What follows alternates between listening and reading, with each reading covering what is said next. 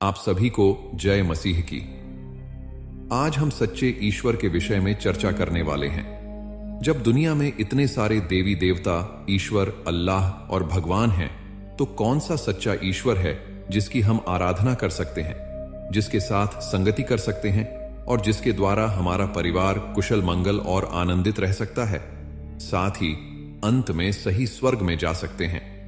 कई लोग कहते हैं कि सबका मालिक एक है, लेकिन कुछ लोग यह भी मानते हैं कि सभी देवी देवता एक ही हैं और सभी की पूजा करनी चाहिए। परंतु वेदों के अनुसार परमात्मा न तो भगवान है, न देवी देवता, न ब्रह्मा, न विष्णु और न ही महेश हैं। परम प्रधान परमात्मा न तो अग्नि, न वायु, न जल और न ही आकाश है, वह निराकार है। ईश्वर न तो दुर्गा है, न राम, न कृष्ण और न ही बुद्ध। ईश्वर इतना विशाल है कि पूरा आकाश गंगा, पूरा यूनिवर्स उसमें समाया है और उसका अंश सभी में व्याप्त है। परमेश्वर कभी किसी से शादी नहीं कर सकता, क्योंकि उसके तुल्य कोई नहीं है और ना ही कभी होगा।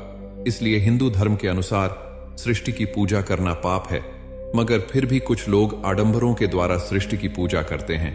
अपनी इच्छा और लोगों की देखा देखी के चलते अपने अंतरात्मा की संतुष्टि के लिए ऐसा करते हैं। क्या सब ईश्वर एक है? यदि आप अपने सवालों का उत्तर नहीं ढूंढ पाए तो निराश ना हो। यदि आप परेशानियों से घिरे हैं और नहीं जानते कि किस ईश्वर से प्रार्थना की जाए, सच्चा ईश्वर कौन है, तो निराश ना हो। आपने यह बातें तो बहुतों के मुंह से तो ही सुनी होगी कि सभी धर्म एक ही हैं, सभी भगवान एक ही हैं। किसी भी धर्म के भगवान को मान लो, सब एक ही है।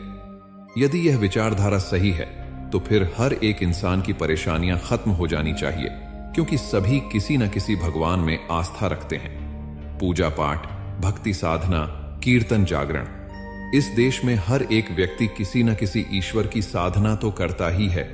और इस देश में तो 333 करोड़ देवी देवता हैं और हमारे देश के लोग इनमें से किसी न किसी पर आस्था तो रखते ही हैं, और कुछ तो डर के कारण भगवान की पूजा पाठ करते हैं कि कहीं इनका प्रकोप उन पर बढ़ न उठे।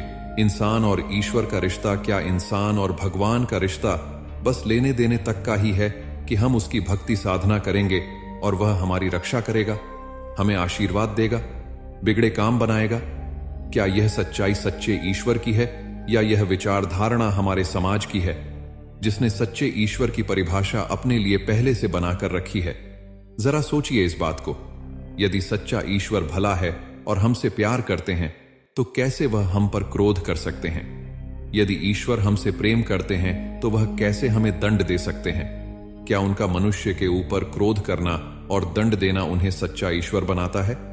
या फिर उस सच्चे ईश्वर से अभी तक हमारा आमना सामना हुआ ही नहीं, क्योंकि हमने सच्चे ईश्वर को कभी सुनने की कोशिश ही नहीं की? ईश्वर का सत्य क्या है? सत्य यह है कि एक ही सच्चा ईश्वर है, जिसने आकाश और पृथ्वी को बनाया और केवल मनुष्य को अपने स्वरूप में बनाया। जी हां, ईश्वर हमसे प्रेम करते हैं और केवल मनुष्य को ही उसने अपने स्वरूप में रचा है। इसलिए हमारा स्वभाव जानवरों, पक्षियों, पेड़ पौधों जैसा नहीं है, क्योंकि हम परमेश्वर के स्वरूप में रचे गए हैं। ईश्वर भला है और करुणामय है, और जितने उसको खोजते हैं वह उसे पाते हैं।